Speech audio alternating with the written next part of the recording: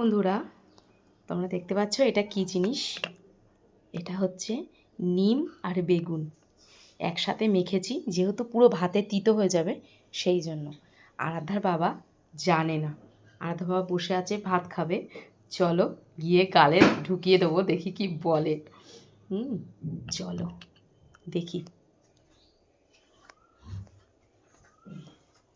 কি গো, কি করছো? এই যে গাঙ্গুলি। কি দেখছো? বাহ, চিকেন। চিকেন রান্না দেখছি। আচ্ছা, আমিও একটা জিনিস বানিয়েছি, এটা খেয়ে দেখো কেমন হয়েছে। কি গো? ভাত আনছি একটু পরে, খেয়ে দেখো কেমন হয়েছে। মাখাই, এই না। কি রে? বলো তো কি? তিতো? কি দিলে? আমার ভালোবাসা। এত তিতো?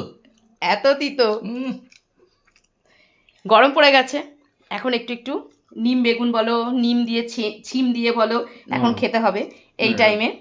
এটা খাওয়া ভীষণ উপকার।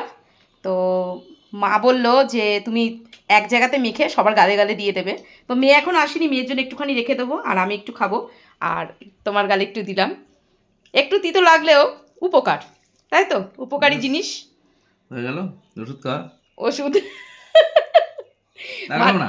মাঝে মধ্যে কিন্তু দেবো না, তোমার আর দেবো না, অল্পই আছে। এখানে মেয়ের জন্য একটু রাখবো, আর আমি দুগাল খাবো। মেয়েও ওরকম নাক সিটকোবে। আর বেগুন তো মেয়ে বলবে মা আমার মুখ চুলকাচ্ছে। ওর আবার বেগুনটা মানে খেলেই বলে মুখ চুলকায়। তা যাই হোক, খেতে তো হবে, একটু নিম পাতা দেওয়া রয়েছে এর মধ্যে। আর আমাদের গাছের ছাদের একদম কচি নিম পাতা, ওফ দারুণ। এই দিয়ে আমার বিশেষ করে, তোমাদের কি হয় জানি না, দেখো আমার কিন্তু বিশেষ করে এক থালা কিন্তু ভাত খাওয়া যাবে এই দিয়ে। কেন কি জানি আমার তিতো লাগে না, বুঝলে? আমার কিন্তু তিতো লাগে না। মেনুতে আছে, তোমরা তো দেখলেই, নিম পাতা আর বেগুন একসাথে ভাজা করেছিলাম, নিম বেগুন। আর এইদিকে হচ্ছে এটা হচ্ছে কচু শাক, মা দিয়েছে, লাউ দিয়ে চিংড়ি মাছ দিয়ে উপরে মা উপর থেকে দিয়েছে। এই যে আরাধার বাবা কচু শাক দিয়ে খাচ্ছে, ঝাল লাগছে না, মা তো একটু ঝাল দেয় বেশি। আর আমি ওই ভাত বেড়ে নিয়ে বসে আছি।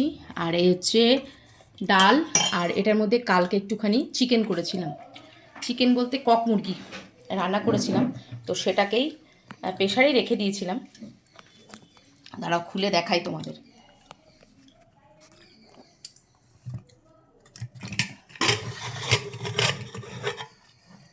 এই হচ্ছে কক, এই দেখো। মেয়ে তো হয়তো বাড়ি এসে এই দিয়েই খেয়ে নেবে, আর আমরা বসে গেলাম খেতে। মেয়ের ছুটি হবে একটু পরে, ওর বাবা আনতে যাবে। তো চলো আমরা খেয়ে দিয়ে নিই, তারপরে আবার তোমাদের সাথে পরে কথা হচ্ছে। টাটা।